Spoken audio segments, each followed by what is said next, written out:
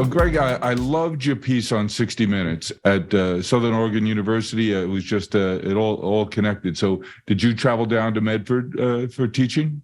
My wife and I moved to Ashland in 1997, and so I worked at Southern Oregon University from 1997 to 2017, and then moved up to McMinnville, where I was a director at the wine education program at Linfield College. When my dad decided to retire, I was at kind of a nice jumping off point from academia, and so came here to Abacela to run the business. Well, it's a beautiful vineyard, and I love the name. Tell us, where did Abacela comes from? The pursuit was really my father's desire to get out of the medical profession and get into doing what he grew up in, which was on a farm and producing, a crop. And he really enjoyed wine. He saw a lot of things in wine that he really enjoyed. The process started back in the early or late 80s, early 90s. But we deliberately chose this place to do what we were doing. And the name was a big part of it too. My father was very interested in Spanish varieties, Iberian varieties. In doing so, we kept thinking that there's a couple of things behind a name. And I'm sure you know from the marketing standpoint, one of the big things is it has to be recognizable. Another big thing is that if it's high up in the alphabet, it puts you on the top of the list. Yes, indeed. And then if it means something, then it makes a big difference. So my dad and I were both pursuing, kind of trying to find different names, and the whole family came up with lots of different names. But we found in an old dictionary in Spain, and then in the Library of Congress, also in Washington, we found the word abacelar, which is a verb that means to plant a grapevine stick in the hillside. Grapevines are not planted by seed, they're planted by cuttings. Yep. And so planting a grapevine stick in a hillside was the verb to plant. And if you do Abacela, it's a first person conjugate of that word. Starts with an A, it sounds nice, it means something, you got it all. It's a trifecta there. Yeah, exactly. Well, and then the other thing, of course, is that we focus on mostly Spanish grapes, but also Iberian grapes largely. It fits our what we're doing. I would imagine lots of trips to Spain, lots of cuttings, lots of cultivations to find just the right plants for your soil, for your microclimate. It's very important. Our whole entire focus in doing what we were doing was really all about finding the right climate. I read that you were looking to go to California. You expected to be in California. Yeah, California. Actually, it could have been New Mexico. It could have been Idaho. It could have been Washington. California was kind of a focus, but really what it came down to was that grapevines do not grow everywhere. Contrary to what you see and hear out there, Cabernet Sauvignon should not be planted everywhere it's planted. What we were looking to do was to find the right climate to be able to grow the variety how we knew it grew in its historic homeland. And so we focused on finding the right climate, the length of the growing season, the type of winter in terms of both moisture and temperatures, the overall heat during the summer, and then the dryness during the summer. So we really focused on a number of things that were related to weather and climate. And soil was kind of secondary, frankly. Really? Yeah, soil, and there's a little bit of a misnomer out there in the world of growing grapes. Soil is important, don't get me wrong. Very important in terms of how it mediates water and nutrition for the plant system. But for example, take Pinot Noir, which is the Oregon's prominent variety up in the Willamette Valley. Pinot Noir can be grown in hundreds of different types of soils around the world. But the commonality to it is that it has virtually the same kind of climate. The structural, climatic, and weather influences are the main driver. It's not the soil. The soil is the conduit, of course, but if you don't get the climate right, the soil doesn't matter. My wife and I were recently at a friend's house, and he purchased 3 different bottles of wine from the same estate in the Loire Valley. The difference being where in about a hectare, where it was grown. Was it the rocky side? Was it where there was limestone, where there was deep soil? And I found it fascinating. I'm not cursed with a sophisticated palate. I like wine. I only drink wine, but I can be easily pleased, and it doesn't have to necessarily be expensive. But I was surprised when he did a tasting for us, and we could taste the difference based on where in that hectare it was. And the soil was all the same. It's what other influences were there. Yeah, and I think what soil provides the nuances. I mean, I could take you anywhere in the world and show you the same variety on 3 different soils. And as long as the climate is the same, the soils will produce little differences in texture, mouthfeel, aroma characteristics. But you move it outside that climate and it'll perform completely different. Amazing. What I was intrigued by, Greg, and your appearance on 60 Minutes, first of all, how has that experience been for you post-airing? What has that done in terms of Abacela? What has that done in terms of Professor Greg Jones' brand, inquiries you're getting? What's been the after effects? Well, in some ways, after, being in academia and doing this kind of research for 25 plus years, it was almost like the icing on the cake for me to some degree. Yep. It was a great experience, just working with the CBS production crew. And, I've done interviews through many different types of media all across the world. And the CBS crew really surprised me in terms of how they approached it, how much they trusted in me to guide them to do the right thing. And it was really a good experience. And so that to me, just the culmination of a lot of research and time I put into it. For Abacela, of course, it gained us some notoriety, but the issue, if you notice in the piece, I never say Abacela. I say Oregon a couple of times. Reason being is that they did not want this piece to be about any one producer. They wanted it to be about the science and the knowledge that we had about the topic. So even though I didn't say Abacela, we got a lot of recognition, of course, from it. I don't know if people look at me different. I do know that my wife and I were just in Vermont. I was at a conference there, and we were in a little small restaurant in a very small town, and somebody recognized me as being on 60 Minutes. And so those kind of things happen. Yeah. And so, I get a lot of family, a lot of wine industry people know me through the work I've done, but now the 60 Minutes piece has just made it even that much more well-known. Here at our day job here at 1-800-Flowers, my brother was the star of also a CBS piece on a show called Undercover Boss. And it must be 10 years ago, could be even 11 years ago. The impact that had on us. Now, of course, our brand was mentioned throughout. The premise was they wanted me to go undercover. The show had not yet aired in any episode, so we're just hearing about the concept. And I said no the first few times they asked us. And then finally I said, well, okay, I'll do it, but I won't do it. And they said, what? I said, I'll do it, but here's the premise. Instead of this opening scene, it'll open up with my brother and I. He's 10 years my junior. He's destined to run the company. I'll be asking him to go undercover to make sure he knows all of the different brands we have in the company with the same knowledge he has about the Flowers brand. A friend of mine ran CBS at the time, and they rolled it up to him. That was a Friday.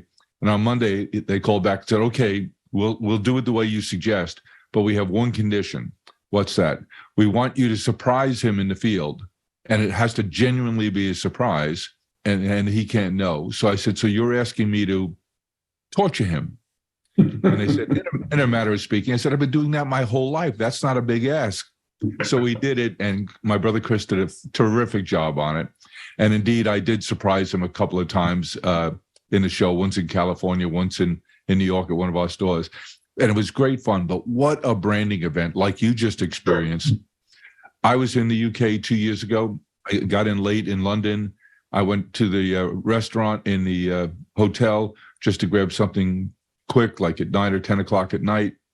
And there were two couples at a table nearby, and they come over to say, "Oh, we saw you on Undercover Boss." I said, "Well, that was quite some time ago." They said, "No, we saw it last night."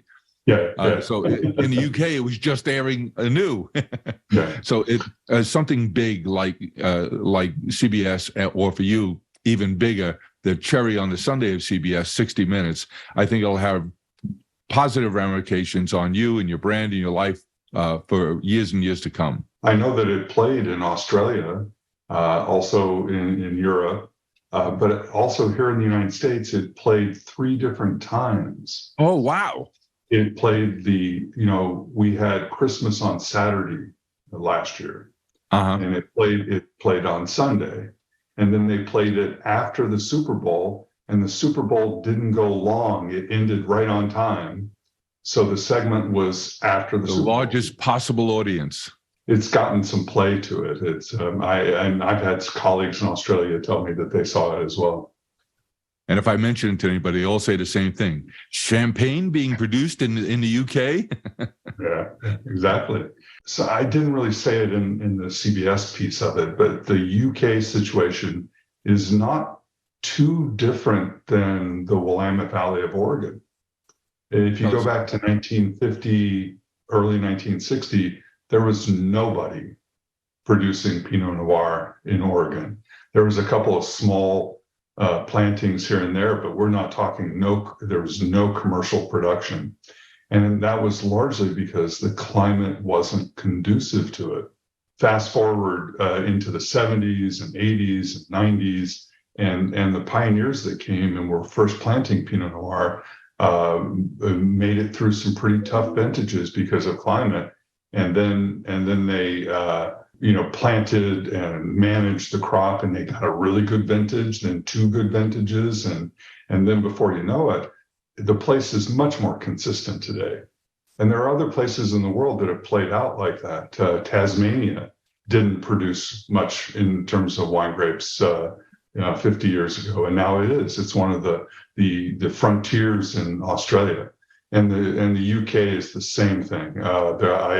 An article just came out recently talking about the future of Chardonnay in the UK, not only for sparkling, but for dry wine. And this conference I went to last week in Vermont, it was a cold climate conference. And I had wines there from Denmark, Sweden, Quebec, New Brunswick, Nova Scotia, and they were good.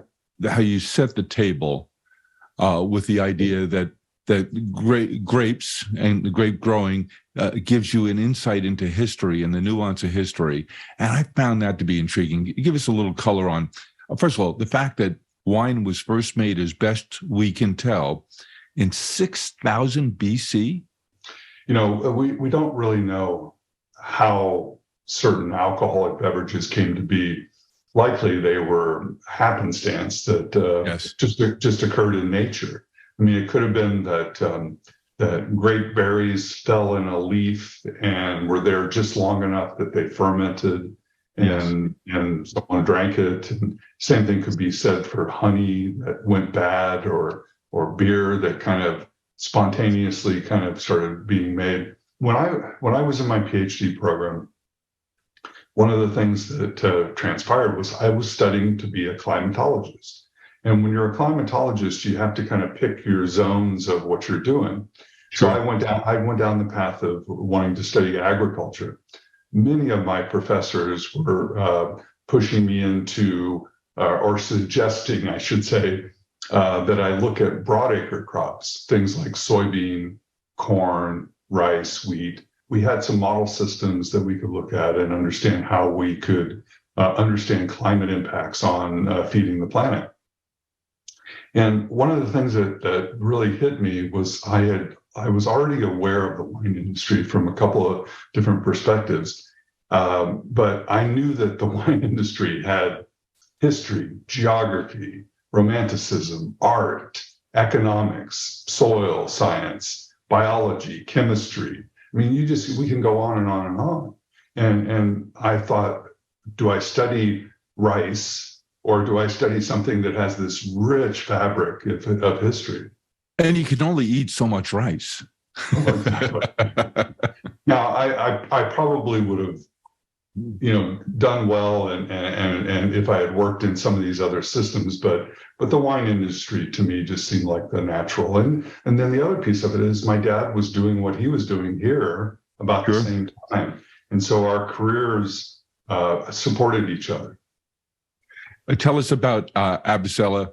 How big a property do you have there? What varieties are you growing? Our entire property is a little over 460 acres. Wow, it's huge. But we have 76 acres of grapes planted, and we're likely to plant about another 12 to 14. We started the planting in 1995, and our first blocks of vines were some of the first planting of those varieties in the entire Pacific Northwest.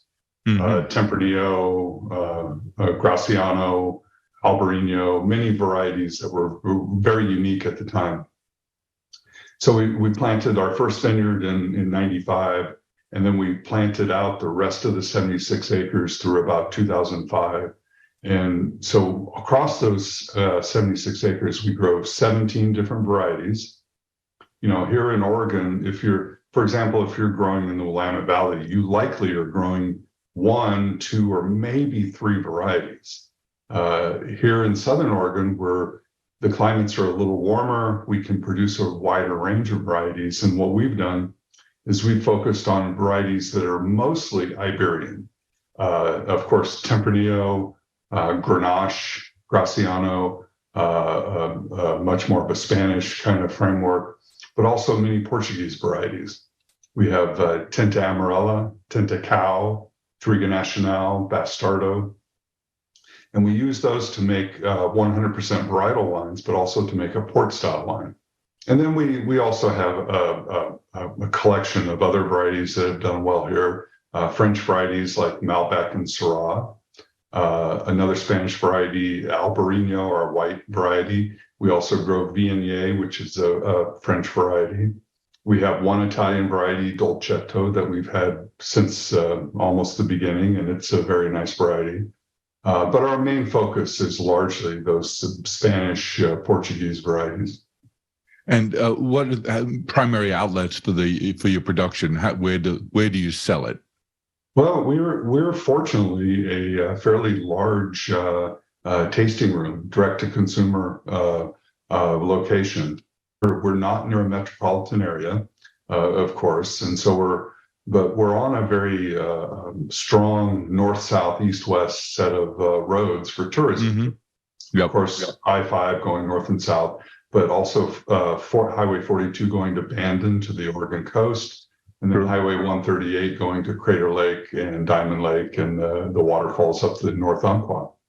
So Crater Lake area is just beautiful.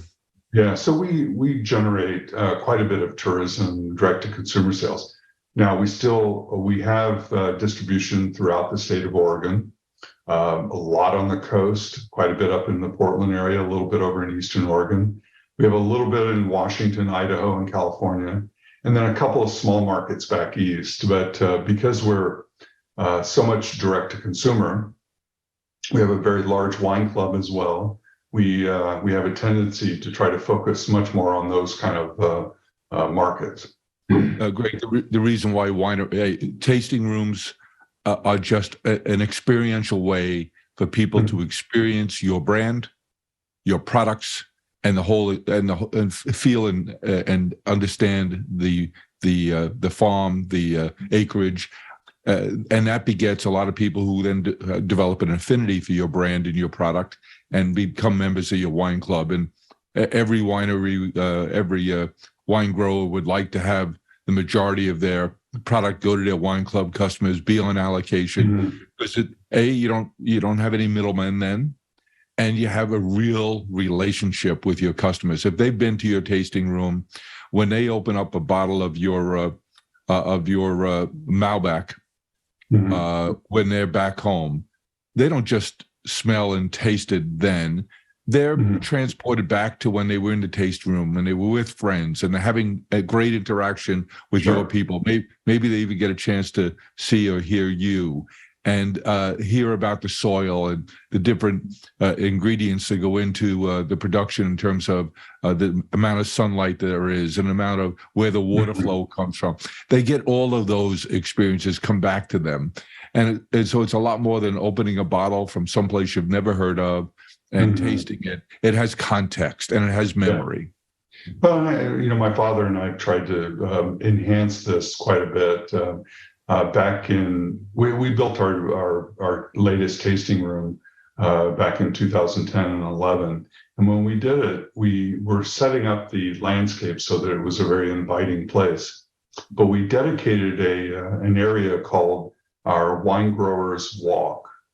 And it's just a small area, maybe about 50 feet long, where we direct our customers to take a walk to learn about Abacela. What I did is my dad and I worked together. I produced multiple posters that we put in kind of a national park signage kind of framework, big thick timber. And so we put this together in our Wine Growers Walk so that somebody could go out there and learn about why we're here, what's the geologic framework behind it, what's the soil framework behind it, what's the climate framework, and then what varieties we grow on what blocks and how we do it, and then any sustainability kind of things that we do. Even when we're not directly, when we're busy and our tasting room can't answer all the questions, that educational component is there. The other thing that we do, we're starting to believe it or not, already look at next year. I will be doing twice a week tours, so people can schedule a tour with me. And what I would do is I would take them out to the vineyard. We would try wine in the vineyard, talk about growing grapes, then come back in and do a tour through the winery. We try some wine there, and then end up in the tasting room talking about the wider range of what we do. That sounds like a great experience. That sounds exactly like what wine lovers would really appreciate, getting to meet the person who had the passion, the second generation. I mean, just it's got it all. Is there a website that you would direct people to learn more about you? We're in the middle of putting the calendar together. It hasn't been fully posted out for 2023, but it'll be roughly April through October, whenever the weather's good, and people can go in there, and it'll be under abacela.com tours or events. We haven't fully settled on that yet. I apologize. Yep. And if they want to join a wine club, people can go to the same place. Yeah, we have everything is listed on the website, of course, and you can join the wine club, find out what the different categories for the wine club are. But the twice a week event tours with me will be by reservation only. Down in the Rogue Valley where you lived and taught, living in that wonderful town of Ashland, lots going on there in terms of climate change. And as a climatologist, we'd love to hear your thoughts on what's happening. As we approach the holidays here, our main production at Harry and David, we're known for our pears. Now we grow unbelievably delicious peaches and some apples, kiwis, grapes, and we have one hillside in the northern part of the valley that we'd love to plant more grapes on. I mean, it just looks like Napa to me. Of course, being a little bit high desert, it's going to be a different variety, and we'd love to get your thoughts in the future on what varieties we should plant there. But it's just a beautiful hillside, and we have a beautiful farmhouse at the bottom of that hill that would make a great tasting room someday if we ever get to that. But there are some wonderful little wineries in the Rogue Valley that I'm sure you're familiar with. The big challenge we've had as growers of terrific product, particularly our Comiche pears, is competition for labor from the cannabis growers who popped up in the last several years. They seem to be fading away, though, as the economics of cannabis have changed so quickly in the last half a dozen years. A lot of those cannabis growers seem to be giving up their efforts. So we're concerned about all the natural challenges we faced in the last several years. We have 5,000 acres of production. We're having to move where we pay attention to our product. Our trees take about 5, 6, almost 7 years before they're really bearing consumable fruit. And it's a grafted tree that we use to create the Corniche pear. So it's a long cycle, 7 years from the time we started in a greenhouse till we're able to harvest from it. So we have to make long-term decisions. We've, of course, in the Rogue Valley experienced fires a little over a year ago that were horrific. We've had hailstorms when they've never occurred, and we have severe water challenges, which has retarded our crop. So we used to sell off a lot of our crop because we produce a lot more than we needed. Not the case anymore. We're just growing to what we need. Your thoughts on how climate is impacting agriculture, particularly in the area that you know so well, and should we be buying land further north? Well, yeah, it's a really good question.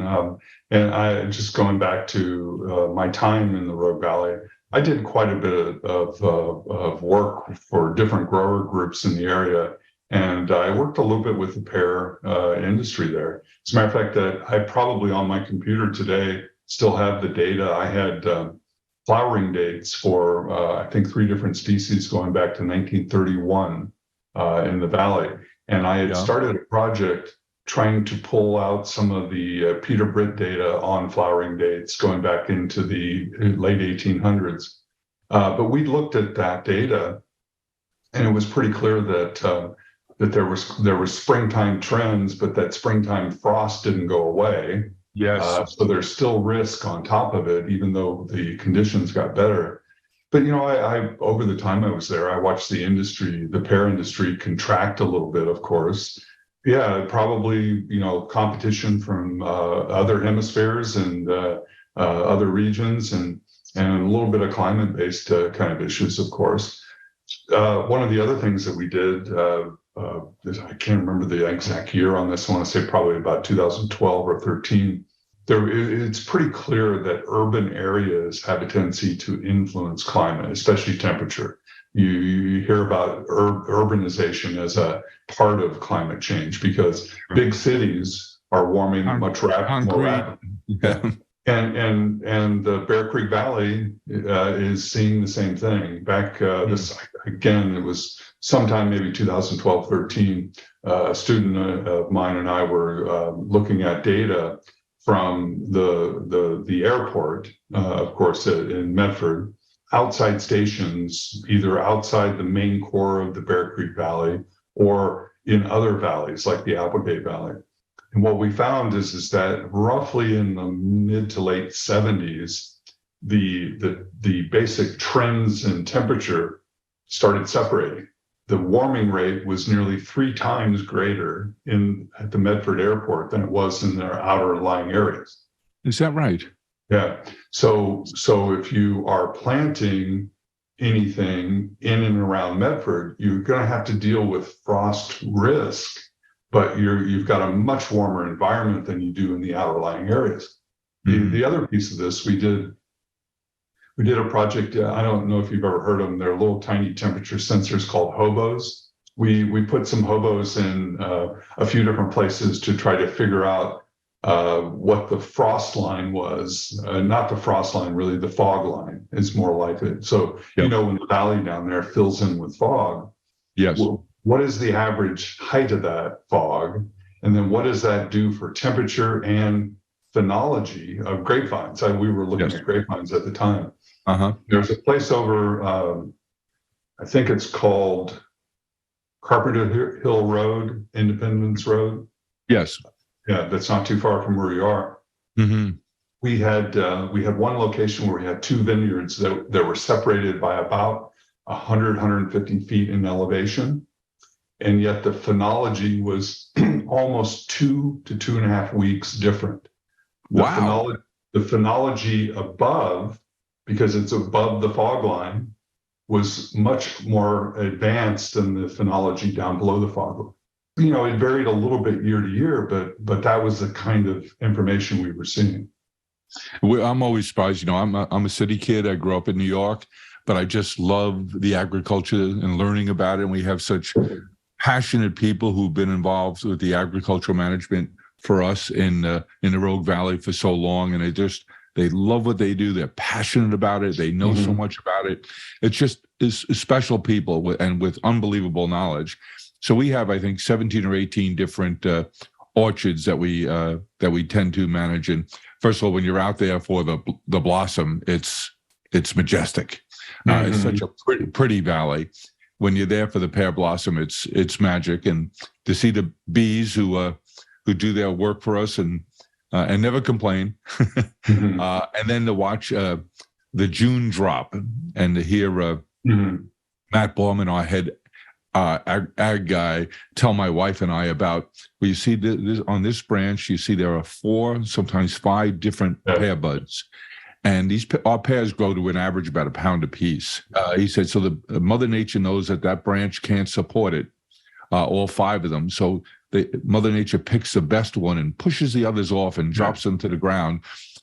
And to hear him tell his story, and I'm completely engaged listening to it and hearing about it and why how we graft this, treat it out to get these unusual pears, because unlike the pears that most of us know from grocery stores at all, they're hard and they're tough-skinned, where ours are big and juicy and thin-skinned. So how we harvest them, how we clean them, how we package them, how we handle them is got to be very different, because they easily bruise or cut, and we can't have that. But I just love learning from smart people like you, Greg, and from Matt Bauman, our head ag guy, about ag and its impact, and now learning from smart people like you who are climatologists, who are telling us what we should be thinking about in terms of growing, where we should be moving our production, and what is better suited to where we are as we deal with these climate change issues. Well, it's interesting you bring up Matt. I know Matt. I actually was involved with Harry and David when he first came to Harry and David. Is that right? Yeah, and I was pretty good friends with his predecessor too, Mito Agumata. I never knew him. I'm just in the Matt Bauman era. When Mito was doing that position, I had quite a few students who did internships with Harry and David. They were doing, pest monitoring, irrigation monitoring, things like that. And then when Matt came on, there was a time period there that I was helping do some statistical modeling, looking at kind of climate and frost-related issues, so that we could help the Harry and David. So Matt and I know Matt fairly well. And as a matter of fact, I just looked at my email. I got we exchanged emails about a month ago. He asked me about some climate modeling data, and I shared with a couple of things with him, and he was going to try to use that information to kind of develop a broader kind of perspective for your business. Matt thinks we have some perfect conditions to grow kiwi. People are pushing it. There's a few up here in the Umpqua Valley who are growing kiwi berries. Where a kiwi berry is it's a smaller berry, and it's used for a little bit more for juice and jams and things like that. But there's a guy up here that's got quite a few acreage, and it doesn't have quite the same frost issue. There's a little bit of kiwi out in out in Sam's Valley off of Ramsey Road. Yeah. So out just a little bit north of where you are. I think that they've had a little bit of frost issue down there, but I think their crop typically is pretty good too. For the people to understand, we're talking about Harry and David is in the Rogue Valley, headquartered in the town of Medford, but we grow all through the valley. It's a wonderful valley, a couple of 100,000 people, southwest Oregon, about an hour and a half south of Abacela wineries, where you are, Greg, and where that beautiful valley behind you is located.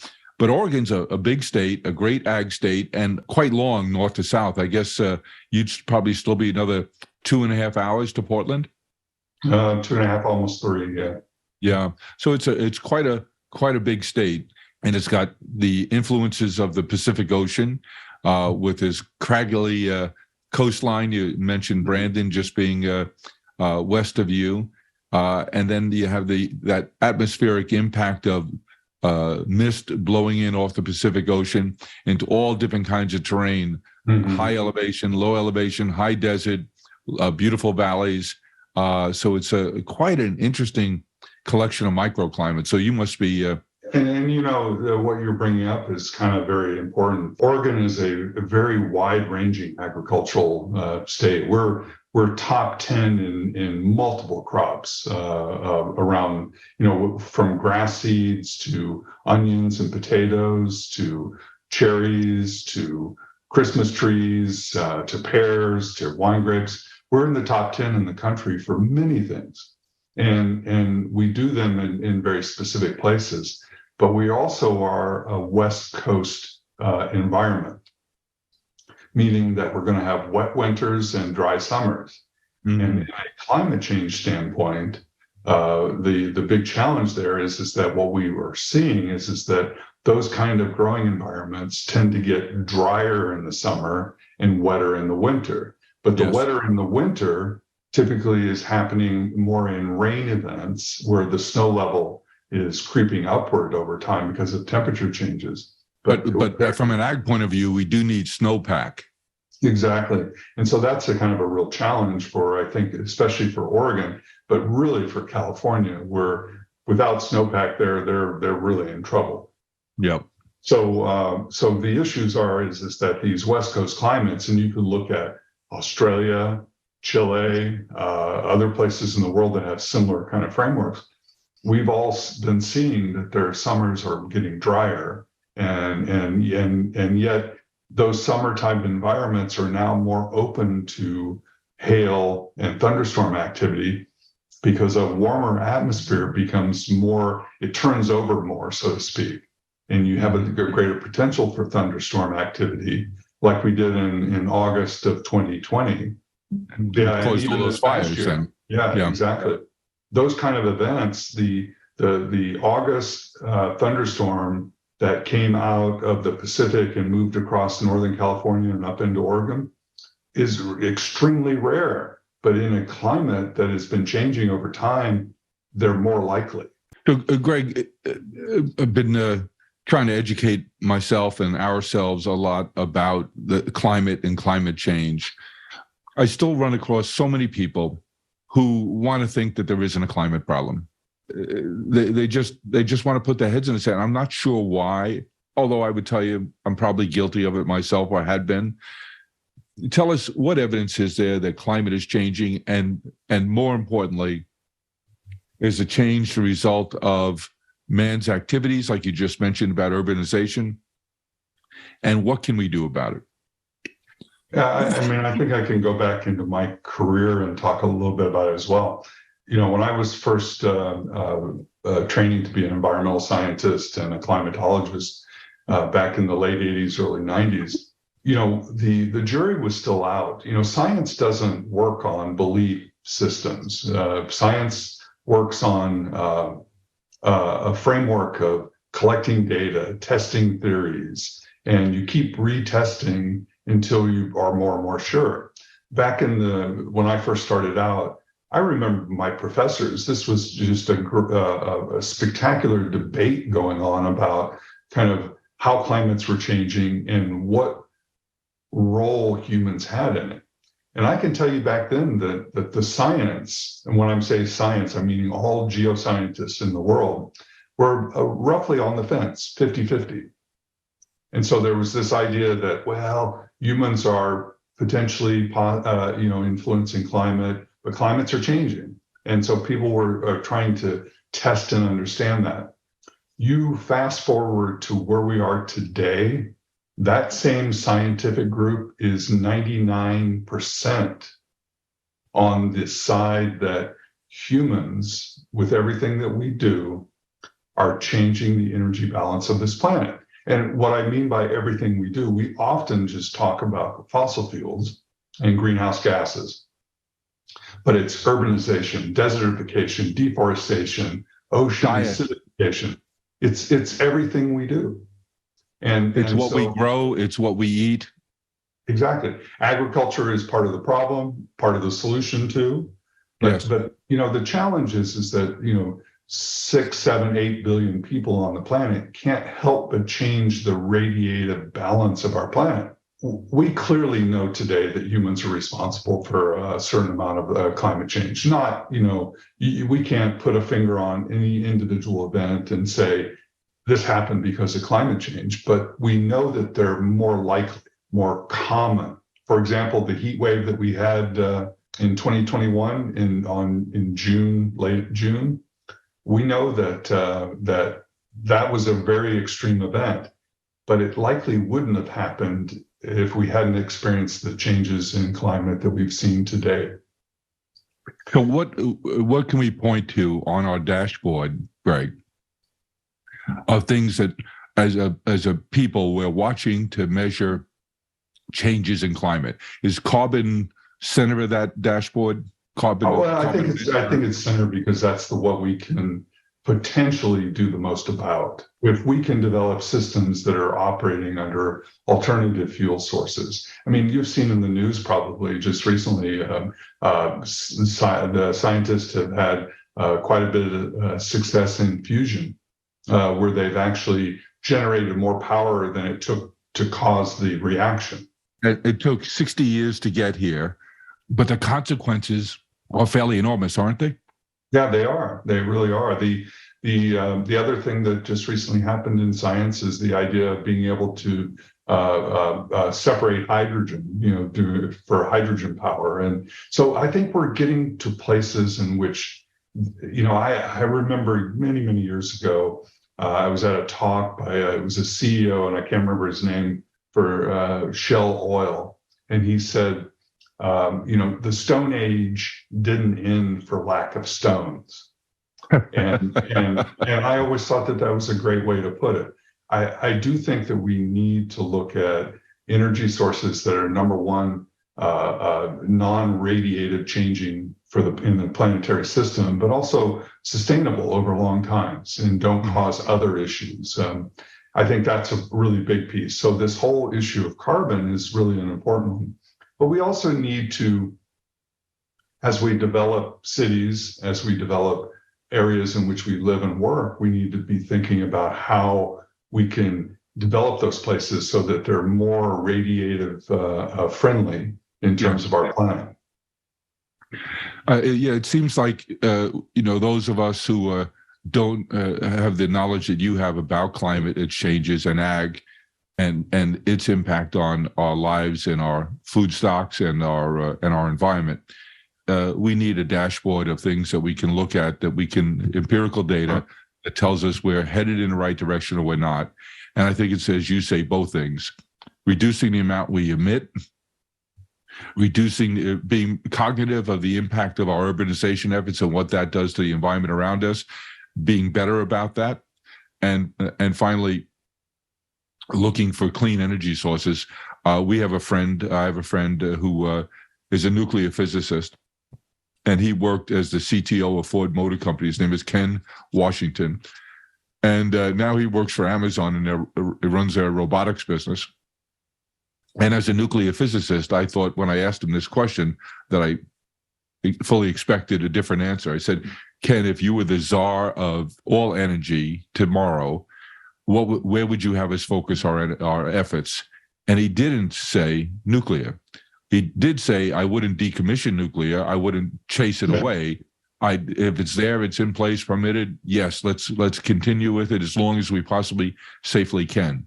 But he said he'd put all his efforts behind solar because the technology has advanced so much, and now they're able to take solar and get it up to about 1,200 degrees of a burn point, and you need 1,400 degrees to make steel. Steel manufacturers a huge carbon emission business. So we're getting close on so many fronts. Yeah. And I think we just need an all-out effort to help raise our consciousness of the impact we as people have on the planet and the things, as you pointed out, in all different areas that we can influence that in terms of planning, in terms of food, in terms of agriculture, in terms of how we live, and of course, the energy we need and use, and moving to energy sources that aren't ruining the soup we live in. Yeah. I think there's another piece of this that's really important. You said this idea of having a dashboard. I'd like to think about it as being aware. If we don't perceive the risk because we're not aware of the risk, then you can't act. Having an awareness, and it's kind of like, just think about the general American who goes into a grocery store and buys a watermelon in January. We probably shouldn't be doing that. Well, if that watermelon is always there, the person's always going to buy it. It's this kind of consumer kind of based process. Watermelons in January in Madison, Wisconsin, are coming from Mexico or somewhere further south. We have to ship them, and there's more carbon likely in that one watermelon than what you do driving your car for a couple of days during the winter. So the carbon-based issues are really complex, but if we're not even aware what they are, then how can we even perceive what the issues are? And it's telling a story like that helps us, the general public, understand the impact. It's a wonderful analogy to share. I had a climate event put on by Worth Media back in September in New York, in conjunction with the UN Climate Week. Seth Godin was a closing speaker. And I admire Seth and all that he does and has done in his career. It's been remarkable. But he gave us one of those pearls, just like you did. He told us that your landscaper, who uses a leaf blower with a single stroke engine, 1 hour of a leaf blower emits more dirty carbon than the same person who drives a Toyota Corolla from New York to LA. Mm-hmm. Same equal carbon emission. Yeah. That's remarkable. 1 hour of a leaf blower, which is why he said, we have to act from a legislative and governing point of view to force the kinds of changes we need. But that has stuck in my mind since September when Seth made that comment in his closing remarks at the conference. And then when he produced the Carbon Almanac, and he has the data to back all of that up, it really is remarkable. And anyone I've told that to just goes, wow. Just like buying a watermelon in January. Yeah. I mean, I can even give you a personal relationship to some of this. And it comes down to the scarcity of product or the cost of the product. This has to do with rechargeable batteries. I have quite a few devices that I use rechargeable batteries for. But if you go out and try to buy rechargeable batteries, you can't find them. If you go to any of the major big box stores, they typically don't. You've got a battery kiosk here, and they've got like 2 options in rechargeable, and they've got hundreds of options and everything else. I just this past week I went to get some rechargeable batteries for something, and I had to go to 4 stores. I spent more carbon trying to find the dang things than it was probably worth. That's just an example. And then rechargeable batteries tend to be about 4 times the cost of a regular battery. So behaviorally, we're being pushed to do things that aren't good for our environment.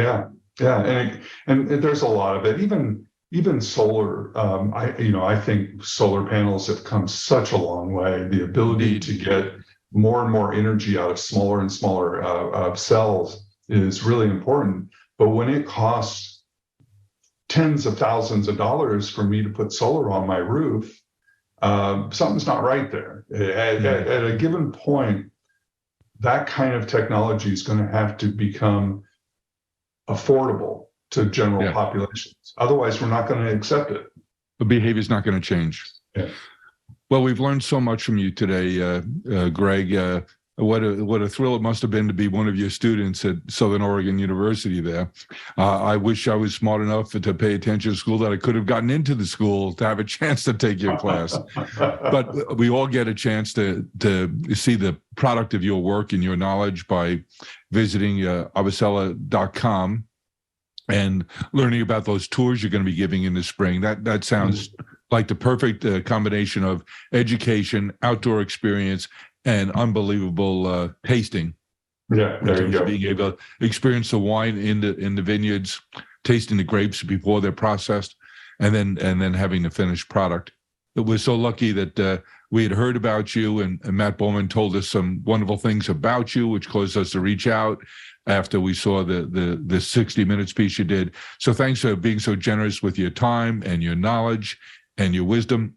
We've learned so much from you today, and I hope we get to continue the dialogue. But in the meantime, thanks for sharing your time and energy with us today, and hoping that you and your family have a terrific Oregon holiday. Yes, thank you very much, Jim. Take care.